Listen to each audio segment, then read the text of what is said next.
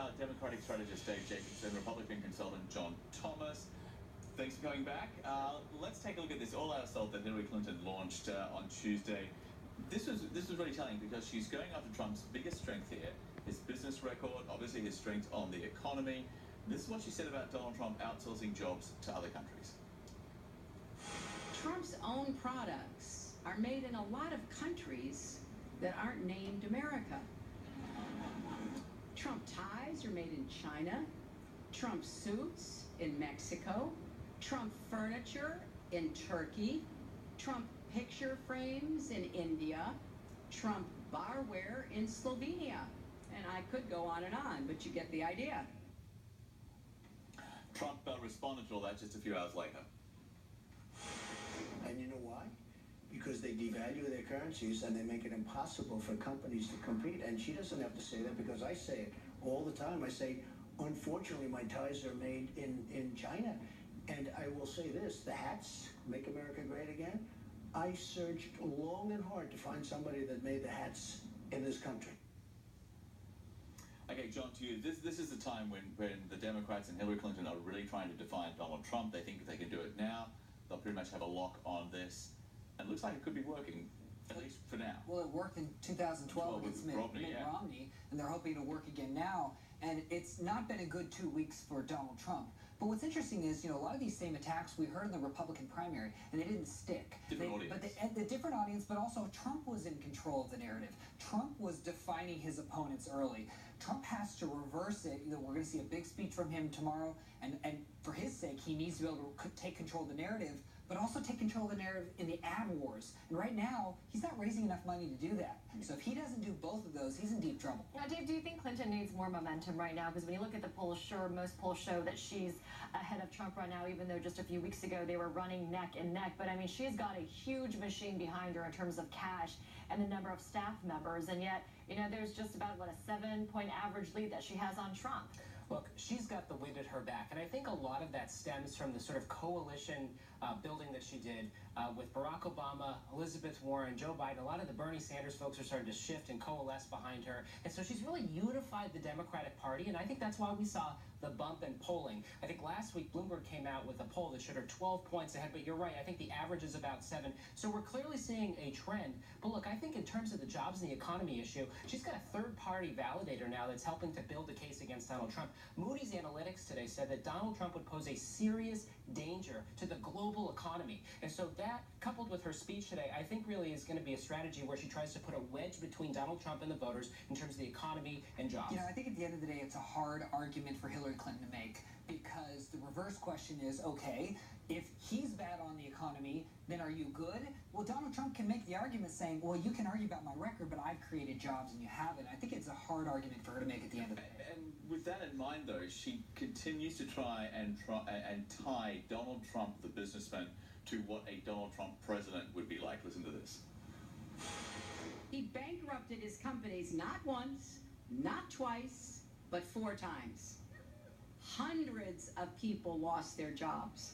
Shareholders were wiped out. Contractors, many of them small businesses, took heavy losses. Many went bust. But Donald Trump, he came out fine. Here's what he said about one of those bankruptcies. I figured it was the bank's problem, not mine. And John, to your point, I think this goes to what you're saying. Yes, Donald Trump can say, I did build that casino, I did build that hotel, but the Democrats are going to fight back saying, yeah, but you did it off the backs of the little guy. You paid 30 cents on the dollar, not because you had to, but because you wanted to. Right, and that's a standard Democratic attack that the Republicans and Donald Trump in this case is the evil corporate raider. I just don't think it's going to stick, because Hillary Clinton has the difficult challenge of redefining people's perceptions about Donald Trump, that he's a successful businessman. People think that to his core.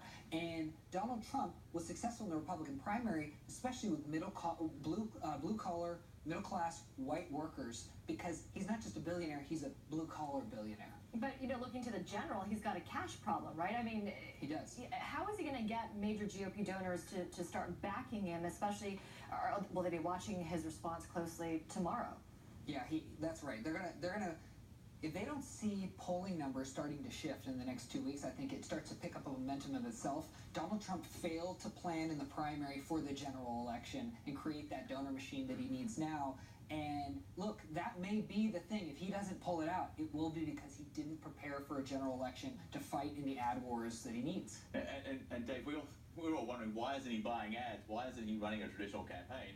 It's because he's got no money. It's because he's got no money. Look, and he doesn't put his money where his mouth is, right? He said that he was going to put $1 billion into this campaign in the primary. He even said he could fund it for around $70 million. I mean, you guys run campaigns. Can you run a presidential campaign on $70 million? The governor's race in 2010 in California, someone spent $150 million just in one state. Yeah. Here's what he needs to do. He needs to, while he's trying to raise money, he needs to look at this as an opportunity and say, yes, she's raised a lot of money, and she's raised it from special interests like Wall Street, and drive that wedge while he's trying to put together. So that's obviously appealing to his base, right? Because this is why they like him. They like that fact that the optics that he's not beholden to major donors and lobbyists. And it's not just his base. A lot of America was attracted to Bernie Sanders for that very same reason. So he can expand the tent by driving that message. Okay, and Hillary Clinton did talk about Wall Street reform, and she warned that Donald Trump would undo what Barack Obama has done. Listen to this. Yeah. Trump would take us back to where we were before the crisis. He'd rig the economy for Wall Street again. Well, that will not happen on my watch. I can guarantee you. And Dave, when I heard that, you know what I thought?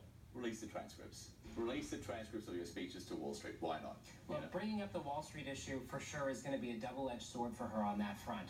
But look, I do think that there is some credence to the issue of Donald Trump's tax plan, right? I mean, the reality is he says he's for working class and poor Americans, but if you look at his comprehensive tax plan that he rolled out during the primary, it's a billionaire tax plan for billionaires and millionaires. It's basically George Bush trickle-down economics that does nothing for poor and working class families. Transition that to Hillary Clinton's plan, she's going to be investing billions of dollars in infrastructure and education and things that actually create jobs and help middle-class families make ends meet. I think it's a slippery slope. Most voters think she is beholden to Wall Street. She had a lot of problems with that in her own primary. This is not the direction. If I'm giving advice to Hillary Clinton, I would say stick to things that are easy. Call him dangerous on foreign policy. Call him reckless. Whatever you want. Don't attack him on Wall Street. So what do you think we're going to hear tomorrow when Trump responds to this? Obviously, you think he's going to bring in the Wall Street issues, and also, I mean, here's some of the points of the planned speech that we're hearing here at CNN. Obviously touching on the Clinton email scandal that she's been embroiled in, the trade deficit, her immigration policies. It'd be interesting to hear what he has to say about that, and the Clinton Foundation, and of course, his insults of her, tying her to being crooked Hillary. But give us kind of a preview of what you think we're going to hear. I think you're going to see, he's going to throw the kitchen sink at her tomorrow, and we're going to start to see this ramp up in negativity. He's going to undermine her on her issues of foreign policy. Look at her record of Libya and Benghazi and what happened there, and let's litigate that further. I think he's also going to undermine her as her record with women and defending or actually tearing down women in essence to defend her husband. I think also he's going to tie points between the Clinton Foundation and her time as Secretary of State and foreign governments giving donations to the Clinton Foundation. There's a lot of material there. I don't think he can get it all done in one speech.